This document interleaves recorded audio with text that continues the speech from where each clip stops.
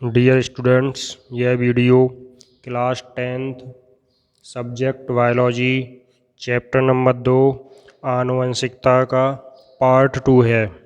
इसमें हम बात करेंगे मेंडल के कुछ नियमों के संबंध में। पिछली वीडियो में आपको बताया गया मेंडल ने अपने प्रयोगों के लिए मटर के पौधे को चुना जिसमें कुछ विपर्यासी यानी विकल्पी लक्षण थे। तो अब बात करते हैं मेंडल द्वारा मटर के पौधे को चुनने का कारण, यानी मटर के पौधे को ही क्यों चुना गया।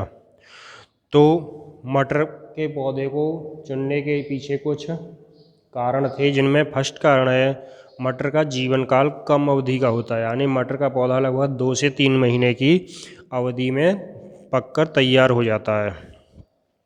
सेकंड, मटर में विपर्यासी अर्थात विकल्पी लक्षण स्पष्ट रूप से दिखाई देते हैं और प्राय और पौधों की अपेक्षा अधिक होते हैं। तीसरा, मटर में प्राय स्वपरागण होता है, यानी स्वपरागण होता है और हम चाहें तो परपरागण भी करा सकते हैं। चौथा, एक ही पीढ़ी में मटर से अनेक बीज प्राप्त होते हैं जिससे अध्ययन में आसानी होती है, यानी एक मटर के पौधे पर कई सारी फलियां आती हैं और एक फली में कई दाने होते हैं, इस तरह से कई बीज प्राप्त हो जाते हैं। तो ये मटर को चुनने के प्रमुख कारण थे। अब मेंडल ने अपने प्रयोगों में कुछ शब्दावली का प्रयोग किया। जो शब्दावली में कुछ शब्द आएंगे, आपको आगे बीच में पढ़ोगे, इसलिए उनमें कुछ शब्दावली का प्रयोग किया। वो शब्दावली क्या क्या है, तो इसमें सबसे पहले आता है जीन। जीन को वैसे आनुवंशिकता की इकाई माना जाता है, यानी जितने हमारे लक्षण एक पीढ़ी में आपने आनुवंशिकता में बढ़ाकर लक्षण एक पीढ़ी से दूसरी पीढ़ी में जाते हैं, तो जो लक्षण हमारे जितने भी एक पीढ़ी से दूसरी पीढ़ी में जाते हैं उसके लिए प्रत्येक लक्षण के लिए एक जीन प्रभाव उत्तरदायी होता है। तो मेंडल ने प्रयोगों के लिए लक्षणों के आधार पर कुछ अंग्रेजी अक्षरों का प्रयोग किया, जिसमें प्रभावी लक्षण के लिए कैपिटल और अप्रभावी के लिए स्मॉल लेटर का प्रयोग किया और उस अक्षर के युग्म को जो कि लक्षण के लिए उत्तरदायी होता है, जैसे लंबापन, लंबे की अंग्रेजी होती है टॉल, तो टी के लिए कैपिटल टी। अगर प्रभावी है तो लंबा, तो उसके लिए कैपिटल टी, और अप्रभावी है यानी बौना है तो स्मॉल टी, यानी उसी को विपरीत उसके स्मॉल में लिया। तो जो लक्षण के लिए उत्तरदायी होता है उसे हम जीन कहते हैं, अर्थात जीन कह सकते हैं, जीन आनुवंशिकता की इकाई है।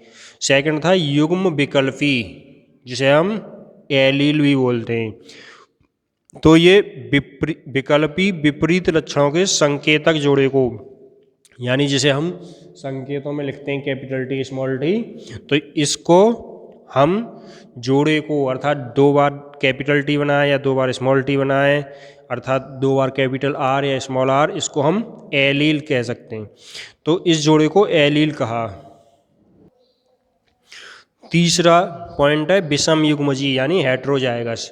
हेट्रोजाइगस तो ऐसे जीन या ऐसे कह सकते हैं हम ऐसे युग्म जिनमें लक्षणों के एलील होते हैं, यानी विपरीत लक्षण होते हैं दोनों तरह के, किसी युग्म में दोनों तरह के लक्षणों के एलील हों, अर्थात एक कैपिटल टी एक स्मॉल टी या एक कैपिटल आर एक स्मॉल आर, इस तरह के अगर दोनों एलील होंगे किसी युग्म में विपरीत, तो वो विषम युग्मजी होगा। इसी में विषम युग्मजी का विपरीत होता है सम युग्मजी यानी होमोजाइगस। तो इसमें समान विशेषकों के एलील होते हैं, यानी जिन युग्मों में दोनों जीन एक समान हो, चाहे वो कैपिटल हो चाहे वो स्मॉल हो, जैसे कैपिटल टी दोनों या दोनों स्मॉल टी या दोनों स्मॉल आर या दोनों कैपिटल आर, तो इस तरह के जो युग्म होंगे वो सम युग्मजी कहलाएंगे। नेक्स्ट आता है जीनी प्रारूप। जीनी प्रारूप में, अर्थात जिसको इंग्लिश में बोलते हैं जीनोटाइप, तो जीन के आधार पर जो प्रारूप होता है अर्थात संकेतों द्वारा प्रदर्शित करना, जैसे हम संकेतों में यहाँ पर कैपिटल टी या स्मॉल टी प्रदर्शित करते हैं, ये जीन प्रारूप कहलाता है।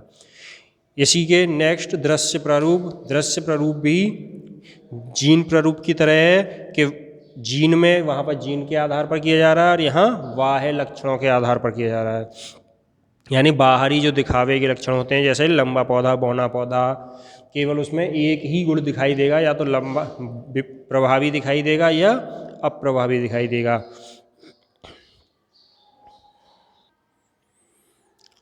अगला पॉइंट है संकरण यानी क्रॉस, जिसे इंग्लिश में क्रॉस बोला जाता है।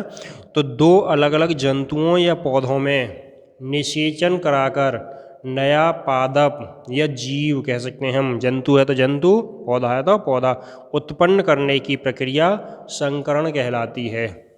अर्थात दो अलग अलग जीव हों, कोई भी जंतु हों या पौधे हों, उनमें निषेचन कराने के बाद नया जो जीव उत्पन्न करने की प्रक्रिया होती है वो संकरण कहलाती है।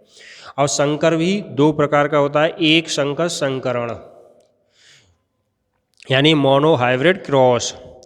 एक संकर संकरण में एक जोड़ी विपर्यासी यानी विकल्पी लक्षणों के आधार पर कराया गया संकरण एक संकर संकरण कहलाता है। जैसे लंबे और बौने पौधे, अर्थात एक जोड़ी एक दूसरे के विपरीत हैं, लंबा और बौना, इनके मध्य होने वाला संकरण एक संकर संकरण कहलाएगा।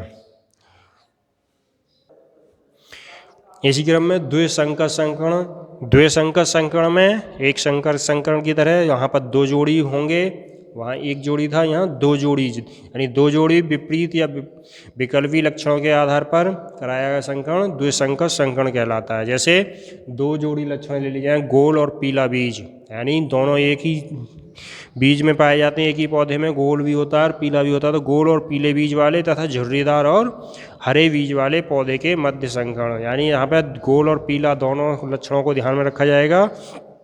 तो इस तरह का संकरण द्विसंकर संकरण कहलाता है। संकर यानी हाइब्रिड ऐसे जीव जिनमें दोनों विकल्पी लक्षणों के जीन पाए जाते हैं, यानी कुछ ऐसे जीव होते हैं जिनमें दोनों लक्षण पाए जाते हैं, प्रभावी और अप्रभावी, तो ऐसे जीव संकर कहलाते हैं। जैसे कैपिटल टी और स्मॉल टी, यदि किसी पौधे में दोनों ही जीन हैं तो वो संकर होगा।